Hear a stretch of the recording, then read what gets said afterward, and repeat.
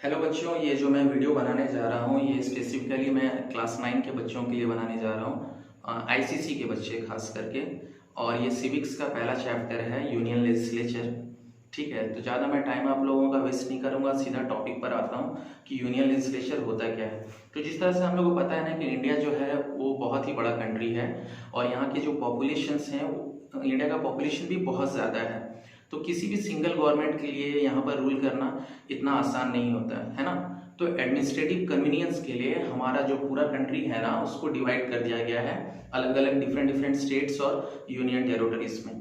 ठीक है, और इंडिया में क्या होता है ना, डुअल फॉर्म ऑफ गवर्नमेंट है। कहने का मतलब है कि यहाँ पर दो नेचर का गवर्नमेंट होता है, एक सेंट्रल गवर्नमेंट होता है और एक स्टेट गवर्नमेंट होता है। सेंट्रल गवर्नमेंट जो होता है ना, it is based eight new Delhi, है ना। तो सेंट्रल गवर्नमेंट जो गवर्नेंस करता है वो कैसे करता है, दिल्ली में बैठ के करता है। ठीक है, और जो स्टेट गवर्नमेंट होता है ना वो स्टेट की कैपिटल से रूल करता है। ठीक, तो और ये जो सेंट्रल गवर्नमेंट है और ये स्टेट गवर्नमेंट जो है, इनको तीन बॉडीज जो होते हैं वो मदद करते हैं गवर्नेंस करने के लिए। वो जो तीन बॉडी हैं वो क्या क्या हैं, तो लेजिस्लेचर है, एग्जीक्यूटिव है और जुडिशियरी है। ठीक, तो ये लेजिस्लेचर क्या होता है, तो लेजिस्लेचर जो होता है ना वो law making body of the government होता है। ठीक है, यानी वो लॉ वगैरह बनाता है ना। और एग्जीक्यूटिव क्या होता है, तो ये लॉ को इम्प्लीमेंट करते हैं। और जुडिशियरी क्या होता है ना, ये वो क्या करता है, वो लॉ को प्रोटेक्ट करता है। ठीक है, अच्छा, इंडिया का पार्लियामेंट्री फॉर्म ऑफ गवर्नमेंट है जहां पर जो सेंट्रल गवर्नमेंट होता है ना, it is answerable to the parliament, है ना। यानी जो भी गवर्नमेंट होगा ना उसको पार्लियामेंट में वो जवाबदेही होता है। ये जैसे जैसे हम लोग आगे बढ़ेंगे मैं अच्छा से समझाऊंगा आप लोगों को। ठीक है, और पार्लियामेंट जो होता है ना ये सुप्रीम होता है। सुप्रीम होता है यानी सबसे बड़ा बॉडी होता है, जिसके बेसिस पर हमारा कंट्री जो होता है वो रूल करता है। अच्छा, यहाँ पर जो मेंबर्स चुनकर जाते हैं उनको हम लोग एमपीज बोलते हैं या मेंबर ऑफ पार्लियामेंट बोलते हैं। ये होते कौन है, ये एक तरह से कॉमन पीपल लोगों के रिप्रेजेंटेटिव ही होते हैं। ठीक है, चाहे वो स्टेट लेजिस्लेचर हो या यूनियन लेजिस्लेचर हो, इनका काम ही होता है लॉज बनाने के लिए, है ना, हमारे कंट्री के लिए। ठीक है, तो सिंस इनका काम जो है वो लॉ बनाने का है तो चांसेस है कि कभी ना कभी कन्फ्लिक्ट आएगा, है ना। यानी स्टेट गवर्नमेंट का काम भी लॉ बनाने के लिए है, सेंट्रल गवर्नमेंट का काम भी लॉ बनाने के लिए है। तो ऐसा हो सकता है ना कि इन दोनों के बीच कभी ना कभी मतभेद हो, है ना। इसीलिए क्या किया, हमारे जो कॉन्स्टिट्यूशन मेकर थे उन्होंने हमारा कॉन्स्टिट्यूशन जो हमारे जो कॉन्स्टिट्यूशन मेकर थे ना उन्होंने कुछ सब्जेक्ट्स बनाया, लिस्ट ऑफ सब्जेक्ट बनाया और उसको तीन कैटेगरी में डिवाइड कर दिया। वो जो तीन कैटेगरी हैं वो क्या क्या हैं, तो यूनियन लिस्ट, है ना, स्टेट लिस्ट और कंकरेंट लिस्ट। और उन लोगों ने क्या कर दिया ना कि यूनियन लिस्ट में जो सब्जेक्ट रखा वो क्या क्या सब्जेक्ट रखा, तो जैसे defence, finance, railway, banking, currency of the country, तो ये सेंट्रल गवर्नमेंट को दे दिया, यानी यूनियन गवर्नमेंट को बोला कि आप इसके ऊपर नियम कानून बना सकते हैं and the state will can not have any objection on that, है ना। अब आते हैं कि स्टेट गवर्नमेंट जो है ना वो स्टेट गवर्नमेंट की अब आते हैं स्टेट लिस्ट के ऊपर। तो ये स्टेट लिस्ट क्या होता है, तो स्टेट लिस्ट के ऊपर जो लॉज होता है ना वो सिर्फ स्टेट गवर्नमेंट बना सकता है ना। तो स्टेट लिस्ट में कौन कौन से सब्जेक्ट्स आते हैं, तो स्टेट लिस्ट में सब्जेक्ट आते हैं आपका एग्रीकल्चर, पब्लिक हेल्थ, सैनिटेशंस और एडुकेशंस वगैरह। तो ये स्टेट लिस्ट में आते हैं, यानी स्टेट गवर्नमेंट फ्री होता है इन सब लिस्ट के ऊपर या सब्जेक्ट्स के ऊपर नियम कानून बनाने के लिए। अब आते हैं कॉन्करेंट लिस्ट क्या होता है, तो कॉन्करेंट लिस्ट में वो सब सब्जेक्ट आते हैं ना जिसमें स्टेट गवर्नमेंट और यूनियन गवर्नमेंट दोनों ही लॉज बना सकते हैं, है ना। तो कॉन्करेंट लिस्ट में कौन कौन से सब्जेक्ट आते हैं, तो इलेक्ट्रिसिटी हो गया, एडुकेशन हो गया, लेबर लॉ हो गया, सोशल प्लानिंग हो गया। तो इसके ऊपर जो नियम कानून बनेगा वो स्टेट गवर्नमेंट भी बना सकता है और यूनियन गवर्नमेंट भी बना सकता है। ठीक है, तो कंकरेंट लिस्ट के सब्जेक्ट में तो यानी यूनियन लिस्ट में जो सब्जेक्ट है उसके ऊपर नियम कानून कौन बना सकता है, तो सिर्फ यूनियन गवर्नमेंट बना सकता है। स्टेट लिस्ट में जो जो सब्जेक्ट मैंने अभी मेंशन किया उसके ऊपर नियम कानून कौन बना सकता है, तो स्टेट गवर्नमेंट बना सकता है ना। और कंकरेंट लिस्ट में जो सब्जेक्ट होता है उसमें ये दोनों बना सकते हैं, यानी यूनियन गवर्नमेंट भी बना सकता है और स्टेट गवर्नमेंट भी बना सकता है। ठीक है, अच्छा, इन केस अगर कॉन्करेंट लिस्ट के ऊपर सेंट्रल गवर्नमेंट और यूनियन गवर्नमेंट और स्टेट गवर्नमेंट के बीच में किसी तरह का कॉन्फ्लिक्ट हो जाए तो हमारे ऐसे कॉन्स्टिट्यूशन में मेंशन है कि यूनियन लिस्ट जो बोलेगा वही होगा ठीक है, यानी स्टेट गवर्नमेंट को इतना इंपॉर्टेंस नहीं दिया जाएगा। अब आते हैं कि हमारा जो इंडियन पार्लियामेंट है ना, वो क्या चीज से मिलकर बना हुआ है। तो हमारा जो पार्लियामेंट है ना, दो हाउसेस से मिलकर बना हुआ है, एक होता है लोकसभा और एक होता है राज्यसभा। ठीक है, तो लोकसभा जो होता है ना, it is the lower house of the parliament, ये lower house of the parliament होता है ना, और इसको हाउस ऑफ द पीपल भी बोला जाता है। और इसमें जो मेंबर्स होते हैं ना, उनको डायरेक्ट इलेक्शंस के थ्रू लोकसभा में भेजा जाता है, और इनको जो लोग इलेक्ट करते हैं ना, वो सिटीजन्स ऑफ द कंट्री होते हैं, और उनका मिनिमम एज सिटीजन्स का कितना होना चाहिए, तो 18 साल का उम्र होना चाहिए उनका। अब आते हैं कॉम्पोजिशन ऑफ द लोकसभा क्या होता है। तो लोकसभा में का जो मैक्सिमम स्ट्रेंथ हो सकता है वो 552 है। ठीक है, जिसमें से 530 मेंबर्स जो होते हैं ना, वो इलेक्ट किए जाते हैं डिफरेंट स्टेट से। 20 मेंबर्स जो होते हैं वो अलग अलग यूनियन टेरिटरीज से सिलेक्ट किए जाते हैं या इलेक्ट किए जाते हैं, और 2 मेंबर्स जो होता है वो एंग्लो इंडियन कम्युनिटीज को रिप्रेजेंट करता है, और उसको प्रेसिडेंट नॉमिनेट करके लोकसभा में भेजते हैं। बट प्रेजेंटली 552 मेंबर्स नहीं है लोकसभा में। प्रेजेंटली कितने मेंबर्स हैं, तो 545 मेंबर्स ही हैं। अच्छा, लोकसभा में जो सीट्स मिलता है ना, जो मेंबर्स जाते हैं वहां पर इलेक्शंस के थ्रू, वो सीट किस बेसिस पर मिलता है, तो वो सीट जो मिलता है उनको ना पॉपुलेशन के बेसिस पर मिलता है। यानी वो स्टेट जहां पर पॉपुलेशन बहुत ज्यादा है, वहां के ज्यादा रिप्रेजेंटेटिव जाकर लोकसभा में बैठते हैं, और वो स्टेट जहां पर पॉपुलेशन बहुत कम है, वहां से कम मेंबर सिलेक्ट होकर लोकसभा में जाते हैं। ठीक है ना, लोकसभा के जो मेंबर्स होते हैं ना, वो कितने साल के लिए इलेक्ट होते हैं, तो 5 साल के लिए इलेक्ट होते हैं। बट कभी कभार ऐसा भी होता है ना कि 5 साल से पहले भी उनको हटाया जा सकता है उनके पोस्ट से। और ये कब होगा ऐसा, जब वो जो मेंबर्स है ना, लोगों का कॉन्फिडेंस लूज कर जाते हैं। ठीक है, लोगों का कॉन्फिडेंस यानी वो सही से रूल नहीं कर पा रहे हैं, उस केस में उनको हटा दिया जाता है 5 साल से पहले। कभी कभार ऐसा भी होता है कि ये जो 5 साल का पीरियड है ना, इसको 1 साल के लिए एक्सटेंड भी किया जा सकता है। और वो कब होता है, तो वो इन केस ऑफ इमरजेंसी होता है ना। और इसको एक्सटेंड कौन कर सकता है, तो इसको एक्सटेंड जो होता है ना, उसको प्रेसिडेंट करते हैं। समझ में आया? ठीक है, आगे देखते हैं कि अच्छा, ये जो लोकसभा के मेंबर्स होते हैं वो जनरल इलेक्शंस के थ्रू सिलेक्ट होके पार्लियामेंट में भेजे जाते हैं, और वो कितने साल के लिए अपने पद पर रहते हैं, तो 5 इयर्स के लिए रहते हैं, है ना। इनका जो इलेक्शन है ना, सीक्रेट बैलेट के थ्रू होता है। सीक्रेट बैलेट का मतलब होता है ना कि पहले क्या होता था कि जो इलेक्शंस जो होता था ना, वो एक पेपर हुआ करता था, उसमें डिफरेंट पार्टियों का चुनाव चिन्ह हुआ करता था, और आपको जाना है जिस पार्टी को भी आपको वोट देना है, उसका चुनाव चिन्ह वहां पर होगा, वहां पर स्टैंपिंग करना होता था, पेपर को फोल्ड करके एक डब्बा होता था, उसमें डाल देते थे लोग। तो इस तरह से इलेक्शंस होता था।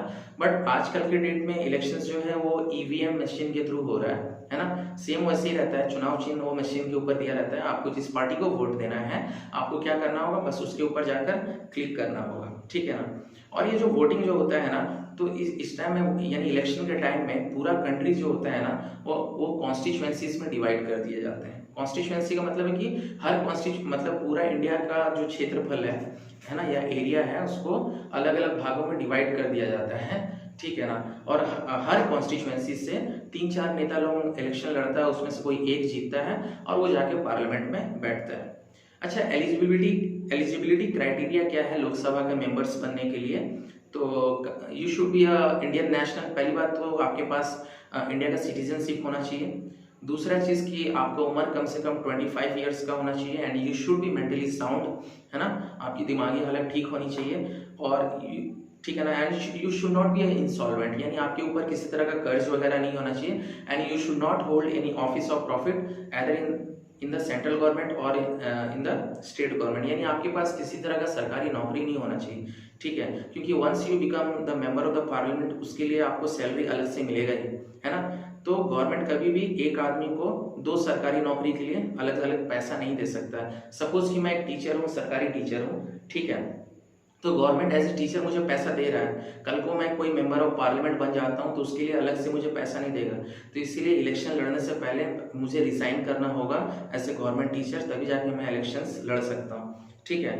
अच्छा, इलेक्शंस होने के बाद तो leader of the majority party, जिसको मैक्सिमम वोट्स मिलता है ना, वो गवर्नमेंट बनाता है। ठीक है ना।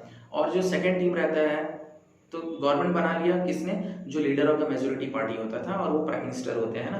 और जो बाकी जो मेंबर्स होते हैं वो ऑपोजिशन बनाते हैं। ठीक है ना, क्योंकि वो वोट मतलब इलेक्शंस में वो जीत नहीं पाए, ठीक है ना। कभी कभार ऐसा भी होता है ना, किसी एक पर्टिकुलर पार्टी को जितना वोट मिलना चाहिए गवर्नमेंट बनाने के लिए उतना उनके पास नहीं रहता, यानी मोर देन 50% ऑफ वोट्स नहीं रहता है। उस केस में 2-3 पार्टियां कोलिशन गवर्नमेंट बनाती हैं। कोलिशन गवर्नमेंट का मतलब होता है कि 2-3 पार्टी मिल जाएगा और वो लोग मिलकर मोर देन 50% वोट्स को ये कर लेगा और वो लोग 2-3 लोग मिलकर पार्टी बनाते हैं, यानी पार्टनरशिप में पार्टी बनाते हैं। और ये कब होता है, जब किसी एक पार्टी को क्लियर मेजोरिटी नहीं मिलता है। अब आते हैं स्पीकर के ऊपर कि स्पीकर क्या होता है। The speaker is the presiding officer of the Lok Sabha, है ना। और इनका काम क्या होता है, तो ये हाउस में क्या होता है ना, डिसिप्लिन मेंटेन करके रखते हैं, है ना। और इनका काम होता है कि ये जो भी काम करेंगे लोकसभा में वो इम्पार्शियली करेंगे, यानी किसी भी पार्टी को वो फेवर नहीं करेंगे। और जो स्पीकर होते हैं ना, वो लोकसभा में वो कहाँ से चुने जाते हैं, तो उनका जो चुनाव होता है ना, वो हाउस के जो पीपल होते हैं आपस में ही किसी एक मेंबर को वो स्पीकर बना देते हैं। कभी कभार ऐसा भी होता है कि स्पीकर लोकसभा में नहीं आ पाते, उस केस में जो डिप्यूटी स्पीकर होते हैं ना, वो उनके जगह में आकर मीटिंग्स वगैरह को कंडक्ट कराते हैं। हमारे जो पहले स्पीकर थे वो कौन थे, तो गणेश वी मावलंकर। मैं फिर से रिपीट कर रहा हूँ, गणेश वी मावलंकर, है ना। ये हमारे फर्स्ट स्पीकर थे। अब आते हैं हम लोग second house of the parliament यानी राज्यसभा के ऊपर। तो इसको अपर हाउस भी बोला जाता है, या ठीक है। और राज्यसभा जो होता है ना, इसको परमानेंट हाउस बोला जाता है, ठीक है। अब आते हैं कि राज्यसभा के जो मेंबर्स होते हैं ना, कॉम्पोजिशन क्या होता है राज्यसभा का। तो राज्यसभा में इन टोटल 250 मेंबर होते हैं। जैसे लोकसभा में 552 मैक्सिमम हो सकता था, बट एट प्रेजेंट लोकसभा में कितने मेंबर्स हैं, तो 545 मेंबर्स हैं। तो राज्यसभा में एट प्रेजेंट कितने मेंबर्स हैं, तो मैक्सिमम 250 होते हैं, है ना। जिसमें से आउट ऑफ दोस 250 12 मेंबर्स जो होते हैं ना, उनको नॉमिनेट करते हैं प्रेसिडेंट, है ना। और वो जो 12 लोग होते हैं वो अलग अलग फील्ड से होते हैं, और वो अलग अलग फील्ड में एक्सीलेंस हासिल किए हुए रहते हैं। वो फील्ड आर्ट हो सकता है, साइंस हो सकता है, लिटरेचर हो सकता है, सोशल सर्विस हो सकता है, बहुत सारे तुम देखे होगे एक्टर, है ना, साइंटिस्ट, ये सब भी राज्यसभा के मेंबर्स बनते हैं, ठीक है। तो out of all the members जो 12 मेंबर्स होते हैं ना, वो राज्यसभा की, ठीक है, उसको प्रेसिडेंट नॉमिनेट करते हैं। और बाकी जो बचे 238 मेंबर्स, उनको इलेक्ट कौन करता है, तो एमएलए, या बोल सकते हो कि लेजिस्लेटिव असेंबली के मेंबर्स। और लेजिस्लेटिव असेंबली कहाँ पर होता है, तो फ्रॉम डिफरेंट स्टेट्स, है ना। हर स्टेट में, लगभग हर स्टेट में क्या होता है ना, लेजिस्लेटिव असेंबली होता है। तो अलग अलग लेजिस्लेटिव असेंबली से क्या होता है, ठीक है, लेजिस्लेटिव असेंबली के जो मेंबर्स होते हैं वो राज्यसभा के मेंबर्स को चुनने में मदद करते हैं। यानी राज्यसभा के जो मेंबर्स होते हैं ना, उनको common people of India vote देके चुनते नहीं है। समझ में आया, ठीक है। अच्छा, राज्यसभा का भी मेंबर्स किस बेसिस पर बनाया जाता है, तो ये भी पॉपुलेशन के बेसिस पर बनाया जाता है। यानी वो स्टेट जहाँ का पॉपुलेशन बहुत ज़्यादा है, वहाँ से राज्यसभा के ज़्यादा मेंबर्स होंगे, ठीक है ना। जैसे कि करंट डे यूपी यानी उत्तर प्रदेश, वहाँ का पॉपुलेशन सबसे ज़्यादा है हमारे कंट्री में, इसलिए मैक्सिमम मेंबर्स जो आज के डेट में राज्यसभा में हैं वो यूपी से बिलोंग करते हैं, ठीक है। राज्यसभा को परमानेंट हाउस बोला जाता है। ऐसा क्यों, क्योंकइसके जो 1/3 मेंबर्स होते हैं ना, हर 2 साल में रिटायर होते हैं और उनकी जगह 1/3 मेंबर्स ऐड होते हैं। यानी हर 2 साल में 1/3 मेंबर्स निकले और 1/3 मेंबर्स घुसे, तो कभी भी हाउस खाली नहीं रहता है, और ठीक है, इसीलिए ये परमानेंट हाउस होता है, ठीक है। बट हमारा जो लोकसभा होता है ना, हर 5 साल में डिसॉल्व हो जाता है ना, और फिर से री इलेक्शन होता है, और इलेक्शन में जो जीतता है वो पार्टी बनाता है। बट राज्यसभा हमेशा के लिए रहता है ना। और राज्यसभा के जो मेंबर्स होते हैं वो कितने साल तक रहते हैं राज्यसभा के मेंबर, तो 6 साल के लिए रहते हैं। और कॉन्ट्रेरी जो लोकसभा के जो मेंबर्स होते थे वो कितने साल के लिए हुआ करते थे, तो वो 5 साल के लिए हुआ करते थे। अब आते हैं कि राज्यसभा के मेंबर्स बनने के लिए हम लोग को एलिजिबिलिटी क्राइटेरिया क्या चाहिए। तो हमारा जो उम्र होना चाहिए ना, मिनिमम जो राज्यसभा का अगर आपको मेंबर बनना है, तो सबसे पहला चीज़ कि आपका उम्र 30 ईयर्स होना चाहिए, and you should be mentally sound, वही आपकी दिमागी हालत ठीक होनी चाहिए। तीसरा चीज़ है कि you should not be an insolvent, यानी आपके ऊपर किसी तरह का कर्ज नहीं होना चाहिए। चौथा चीज़ है कि you should not hold any office of profit under the central government और द स्टेट गवर्नमेंट, है ना। यानी आपके पास, अगर बहुत सिंपल भाषा में बोले, तो किसी तरह का और सरकारी नौकरी नहीं होना चाहिए, ठीक है। अब हम लोग आते हैं ना फंक्शन ऑफ द पार्लियामेंट, ये क्या होता है। तो पार्लियामेंट जो होता है ना, ये it is highest law making body of the country, ठीक है ना। तो हमारे कंट्री में जितने भी न्यू लॉज बनते हैं या कोई एग्जिस्टिंग लॉ है उसमें मॉडिफिकेशन चाहिए तो ये पार्लियामेंट ही कर सकता है, ठीक है। तो पार्लियामेंट जो होता है ना, it can make laws on subjects. अच्छा, हम लोग का टोटल सब्जेक्ट कितना होता था, तो यूनियन लिस्ट, स्टेट लिस्ट और कंकरेंट लिस्ट होता था, ठीक है। तो हमारा जो पार्लियामेंट होता है ना, यूनियन लिस्ट और कंकरेंट लिस्ट के ऊपर क्या बना सकता है, लॉज बना सकता है, ठीक है। अब आते हैं अब बिल, और जो बिल जो होता है ना, बिल के बारे में हम लोग पढ़ेंगे। तो ये जो बिल होता है ना, it can be introduce in the parliament only, चाहे वो लोकसभा हो या राज्यसभा हो, कोई भी किसी तरह का बिल जो होता है, मैं बताऊंगा आगे चलकर कि ये बिल क्या होता है, ठीक है ना। तो ये both the houses of the parliament में ओरिजिनेट हो सकता है, वो लोकसभा भी हो सकता है और राज्यसभा भी हो सकता है, ठीक है। और कोई भी बिल तब तक लॉ नहीं बनेगा जब तक उसमें प्रेसिडेंट का सिग्नेचर नहीं होगा। तो ज़्यादातर जो हम लोग का जो मेन इंपॉर्टेंट बिल होता है उसको 3 कैटेगरीज में हम लोग डिवाइड करते हैं। एक हो गया मनी बिल, और एक हो गया ऑर्डिनरी बिल, और एक हो गया कॉन्स्टिट्यूएंट अमेंडमेंट बिल, ठीक है। तो ऑर्डिनरी बिल जो होता है ना, सिंस नाम से ही पता चल रहा है कि ऑर्डिनरी है, तो इसको कोई भी हाउस में इंट्रोड्यूस कर सकते हैं हम लोग, यानी लोकसभा में भी इंट्रोड्यूस कर सकते हैं और राज्यसभा में भी इंट्रोड्यूस कर सकते हैं, है ना। और जो मनी बिल होता है ये सबसे इंपॉर्टेंट बिल होता है, नाम से ही पता चल रहा है कि ठीक है कि इसमें पैसे का बात होगा। तो मनी बिल में क्या चीज़ के साथ वो डील करता है, तो टैक्स, बोरोइंग ऑफ मनी, है ना। और अगर गवर्नमेंट किसी तरह का पैसा ले रहा है, किसमें से, कंसोलिडेटेड फंड ऑफ इंडिया से या कॉन्टेजेंसी फंड ऑफ इंडिया से, यानी गवर्नमेंट कोई भी अपना प्रोजेक्ट कर रहा है जिसमें पैसा इन्वॉल्व है ना, तो वो मनी बिल में आता है और उसको पार्लियामेंट में डिस्कस किया जाता है और उसके बाद वो पैसा जो है उन कामों में लगाया जाता है। एग्जाम्पल के तौर में मैं बोलना चाहता हूँ, जैसे कि अम्फान बोल के एक तूफान आया हुआ था कोलकाता में या वेस्ट बंगाल में, है ना। तो हमारे गवर्नमेंट ने 1000 करोड़ रुपया हम लोगों को क्या दिया, ये बंगाल गवर्नमेंट को दिया कि जो भी है आप चीज़ों को रिस्टोर कीजिए। तो ये एक तरह से मनी बिल हुआ, क्यों, क्योंकि 1000 करोड़ रुपया सेंट्रल गवर्नमेंट ने किसको दिया, स्टेट गवर्नमेंट को दिया, है ना। अब आते हैं कि तीसरा जो बिल था वो कौन सा बिल था, तो कॉन्स्टिट्यूएंट अमेंडमेंट बिल, यानी हमारा जो कॉन्स्टिट्यूशन है जो आज से 70 साल पहले लिखा गया था, अगर उसमें किसी तरह का चेंजेस लाना है या मॉडिफिकेशन लाना है तो वो सिर्फ पार्लियामेंट में हो सकता है ना, पार्लियामेंट में, ठीक है। आगे चलते हैं, पार्लियामेंट के कुछ और फंक्शंस के ऊपर ध्यान देते हैं। तो पार्लियामेंट जो होता है ना, और क्या क्या उसके पास स्पेशल प्रिविलेज होता है या क्या क्या स्पेशल पावर होता है उसके पास, तो parliament can control the governments finance, है ना। तो गवर्नमेंट जो है ना, एक पैसा इधर उधर खर्च नहीं कर सकता अगर वो नहीं बोल रहा है पार्लियामेंट में कि वो पैसा कहाँ कहाँ यूज कर रहा है। तो यानी गवर्नमेंट को बताना पड़ता है पार्लियामेंट में कि अगर हम ये पैसा ले रहे हैं 1000 करोड़ या 500 करोड़ या 100 करोड़ या 200 करोड़, ठीक है ना, और कहीं खर्च कर रहे हैं तो ये पार्लियामेंट में उन लोगों को बताना पड़ेगा, है ना।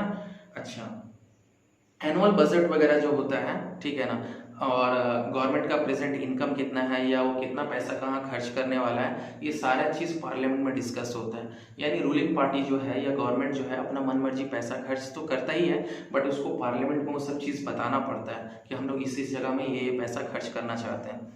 It has the power to suggest change in the budget. और देखो, पार्लियामेंट में सिर्फ रूलिंग पार्टी नहीं होता, उसमें अपोजिशन पार्टी भी होता है। मान लो कि रूलिंग पार्टी एक बजट लेके आया और अपोजिशन पार्टी उसमें कोई चेंजेस चाहता है तो वो हो सकता है। ऐसा नहीं है कि अपोजिशन पार्टी पार्लियामेंट का हिस्सा नहीं है, सदस्य नहीं है, तो ये चीज़ को हमको समझना होगा। अच्छा, पार्लियामेंट कैसे एग्जीक्यूटिव लोग को कंट्रोल करता है, तो जितने भी मेंबर ऑफ द पार्लियामेंट है ना, ठीक है ना, they are answerable in the parliament, है ना, यानी उनको जवाब देना पड़ता है। जैसे एग्जीक्यूटिव में तुम्हारा रूलिंग पार्टी भी आता है ना, तो उन लोग जो भी काम करता है ना, अगर अपोजिशन पार्टी उनसे पार्लियामेंट में सवाल जवाब करता है तो उनको सही सही जवाब देना होगा, ठीक है ना। और इस तरह से जो पार्लियामेंट होता है गवर्नमेंट के ऊपर एक चेक बना कर रखता है ना, यानी गवर्नमेंट अपना वो अपने हिसाब से डिसीजन लेने के लिए फ्री है, बट उसको जवाब देना होगा, है ना, कि कहाँ वो पैसा खर्चा कर रहा है, कहाँ नहीं कर रहा है ना, वो सब चीज़। दूसरा चीज़ है कि पार्लियामेंट का ये पावर होता है टू रिमूव अ गवर्नमेंट। अगर गवर्नमेंट के ऊपर कॉन्फिडेंस नहीं है तो पार्लियामेंट नो कॉन्फिडेंस मोशन शुरू कर सकता है पार्लियामेंट के अंदर, है ना, और उस गवर्नमेंट को डिसॉल्व करवा सकता है और री इलेक्शंस के लिए बोल सकता है, ठीक है। अब आते हैं पार्लियामेंट का जुडिशियल फंक्शंस क्या होता है। तो पार्लियामेंट जो का जुडिशियल फंक्शन ये होता है ना कि पार्लियामेंट में इम्पीचमेंट हो सकता है, किनका, तो प्रेसिडेंट का, सुप्रीम कोर्ट और हाई कोर्ट का जज का, और वाइस प्रेसिडेंट का, है ना। ये सब बहुत इंपॉर्टेंट पोस्ट होते हैं। अगर इनसे कोई गलती हो जाता है प्रेसिडेंट से या सुप्रीम कोर्ट या हाई कोर्ट के जजेस से या वाइस प्रेसिडेंट से, तो इनको, ठीक है, तो जैसा कि मैं बोल रहा था कि अगर इनसे कुछ गलती हो जाता है प्रेसिडेंट से या वाइस प्रेसिडेंट से या सुप्रीम कोर्ट के या हाई कोर्ट से जज को, तो उनका नॉर्मल तरीका नहीं होता, उनको नॉर्मल तरीके से उनके पोस्ट से नहीं निकाला जा सकता, उनको हटाने के लिए इम्पीचमेंट किया जाता है। और इम्पीचमेंट जो होता है वो पार्लियामेंट के अंदर होता है ना। अब हम आएंगे कि पार्लियामेंट का कॉन्स्टिट्यूएंट फंक्शंस क्या होता है। तो अगर हमको अपने कॉन्स्टिट्यूशन में किसी तरह का अमेंडमेंट चाहिए, मॉडिफिकेशन चाहिए या चेंजेस चाहिए, तो पहले उसको एक बिल बनाकर पार्लियामेंट में लाना पड़ता है ना। और जब, ठीक है ना, 2/3 मेजोरिटी ऑफ द पीपल जब हाँ बोलते हैं, तब जाके ही हम लोग कॉन्स्टिट्यूशन का किसी हिस्से को हम लोग चेंज कर सकते हैं। तो मतलब जितने भी वहाँ पर लोग रहेंगे, हर 3 लोग में से अगर 2 लोग बोलते हैं कि कॉन्स्टिट्यूशन के ये हिस्सा को चेंज कर देना चाहिए, तभी जाके चेंजेस किया जा सकता है। और पार्लियामेंट जो होता है ना, ये ऑर्गन ऑफ इंफॉर्मेशन होता है ना। ठीक है, ऑर्गन ऑफ इंफॉर्मेशन का मतलब होता है कि गवर्नमेंट किस तरह से काम कर रहा है, नहीं कर रहा है। अगर आपको किसी तरह का इंफॉर्मेशन या जानकारी चाहिए तो वो पार्लियामेंट से ही मिलता है, ठीक है। बट वो जानकारी जो होगा ना, अगर वो देश का सेफ्टी और सिक्योरिटी को हैम्पर नहीं कर रहा है तभी। उसके अलावा आपको सारा जानकारी जो है मिनिस्टर लोग चाहें तो ले सकते हैं। खास करके मैं अपोजिशन पार्टी का मिनिस्टर्स लोगों का बात कर रहा हूँ। यार हम लोगों का यूनियन लेजिस्लेचर खत्म हो गया, अब हम लोग स्टेट लेजिस्लेचर में आते हैं। यानी यूनियन गवर्नमेंट जो था वो क्या था, वो लोकसभा राज्यसभा उससे रिलेटेड था। और जो स्टेट लेजिस्लेचर है ना, ठीक है ना, ये अलग अलग स्टेट्स के लिए होता है ना। और यूनियन लेजिस्लेचर जो होता था और जो हमारा पार्लियामेंट होता था वो दिल्ली में होता था, न्यू दिल्ली में, है ना। और वो वहाँ से पूरा एंटायर कंट्री को रूल करता था, है ना। तो स्टेट लेजिस्लेचर जो होता है ना, वो हर, मतलब लगभग हर स्टेट में होता है, लगभग, मतलब सारे स्टेट में स्टेट लेजिस्लेशन नहीं है, ठीक है ना, बट लगभग सारे स्टेट में है, लगभग, ठीक है। तो हमारा इन टोटल बहुत सारे स्टेट्स हैं और यूनियन टेरिटरीज हैं, है ना। तो हमारा जो स्टेट लेजिस्लेचर होता है ना, जिस तरह से सेंट्रल गवर्नमेंट में क्या होता था, लोकसभा और राज्यसभा होता था, यानी 2 हाउसेस होते थे, राइट। उसी तरह से स्टेट लेजिस्लेचर में भी 2 हाउसेस भी हो सकते हैं और 1 हाउस भी हो सकता है। तो जहाँ पर दोनों हाउसेस रहेंगे ना, तो उसको हम लोग बोलते हैं बाइकैमरल, ठीक है ना। और जहाँ पर एक ही हाउस रहता है ना, उसको यूनिकैमरल बोलते हैं। और एक चीज़ है कि जो 2 हाउस स्टेट लेजिस्लेचर में होते हैं वो कौन कौन से होते हैं, तो एक होता है लेजिस्लेटिव असेंबली, जिसको हम लोग विधानसभा बोलते हैं, और एक होता है लेजिस्लेटिव काउंसिल, जिसको हम लोग बोलते हैं विधान परिषद। तो जहाँ पर यूनिकैमरल लेजिस्लेचर होता है ना, वहाँ पर सिर्फ लेजिस्लेटिव असेंबली होता है, ठीक है। और जहाँ पर बाइकैमरल लेजिस्लेचर होता है, वहाँ पर तुम्हारा दोनों हाउसेस होता है, लेजिस्लेटिव असेंबली भी होता है और लेजिस्लेटिव काउंसिल भी होता है, मतलब विधानसभा भी होता है और विधान परिषद भी होता है। अच्छा, जो स्टेट लेजिस्लेचर है ना, किस हिसाब से मेंबर्स जो होते हैं ये चुने जाते हैं। तो वो स्टेट, जिस स्टेट का सबसे ज़्यादा पॉपुलेशन है ना, वहाँ पर लेजिस्लेटिव असेंबली में जो मेंबर्स होंगे ना वो भी ज़्यादा होंगे। जैसे यूपी का पॉपुलेशन सबसे ज़्यादा है, तो यूपी में जो लेजिस्लेचर है, ठीक है ना, या लेजिस्लेटिव असेंबली में जो मेंबर्स हैं वो 404 हैं। सिक्किम जो कि कॉम्पेरेटिवली बहुत छोटा सा स्टेट है, वहाँ पर लेजिस्लेटिव असेंबली के जो मेंबर्स हैं वो कितने हैं, तो 32 हैं, है ना। लेजिस्लेटिव असेंबली जैसे स्टेट के लिए होता है ना, उसी तरह से सेंटर के लिए लोकसभा होता है। और लेजिस्लेटिव काउंसिल स्टेट के लिए होता है और राज्यसभा जो होता है वो सेंटर के लिए होता है। दोनों लगभग सेम है, एक सेंटर के लिए काम कर रहा है और एक स्टेट के लिए काम कर रहा है, ठीक है। अब आते हैं कि स्टेट लेजिस्लेचर कितना साल के लिए काम करता है, तो 5 साल के लिए काम करता है ना। और स्टेट लेजिस्लेचर को डिसॉल्व कौन कर सकता है, तो लोकसभा को डिसॉल्व कौन करते थे, तो प्रेसिडेंट करते थे, राइट। तो जिस तरह से प्रेसिडेंट सेंटर के लिए होते हैं, उसी तरह से गवर्नर जो होते हैं वो अलग अलग स्टेट्स के लिए होते हैं। तो स्टेट लेजिस्लेचर को डिसॉल्व कौन कर सकता है, तो गवर्नर करते हैं, ठीक है ना। कभी कभार ये भी होता है कि 5 साल का जो ये कार्यकाल होता है ना, इसको इंक्रीज भी किया जा सकता है 1 साल के लिए, ठीक है ना। और वो इमरजेंसी के टाइम में होता है, ठीक है। अब आते हैं कि राज्यसभा जो होता है ना, वो विधान परिषद के इक्वल, मतलब राज्यसभा जो होता है और विधान परिषद एक ही बात है ना। राज्यसभा होता है सेंटर के लिए और विधान परिषद होता है स्टेट्स के लिए। तो ये विधान परिषद जो होता है ना, ये परमानेंट हाउस होता है, उसको डिसॉल्व नहीं किया जा सकता, है ना।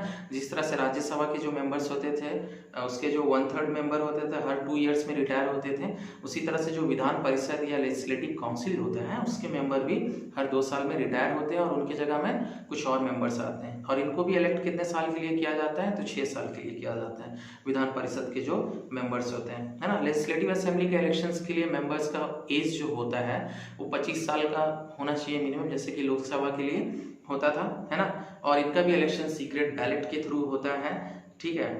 अच्छा, और लेजिस्लेटिव काउंसिल जो होता है ना, इसके मेंबर्स कैसे इलेक्ट होते हैं, तो लेजिस्लेटिव काउंसिल के 1/3 मेंबर्स जो होते हैं ना, उसको लेजिस्लेटिव असेंबली के मेंबर्स 1/3 मेंबर्स सिलेक्ट करते हैं। 1/3 मेंबर्स जो उनका होता है, किनका, विधान परिषद का मैं बात कर रहा हूँ, ठीक है ना, जिनको लेजिस्लेटिव काउंसिल भी बोला जाता है, उसके मेंबर कैसे इलेक्ट किए जाते हैं, तो उनके 1/3 जो मेंबर्स होते हैं ना, वो लेजिस्लेटिव असेंबली के मेंबर्स इलेक्ट करते हैं, ठीक है ना।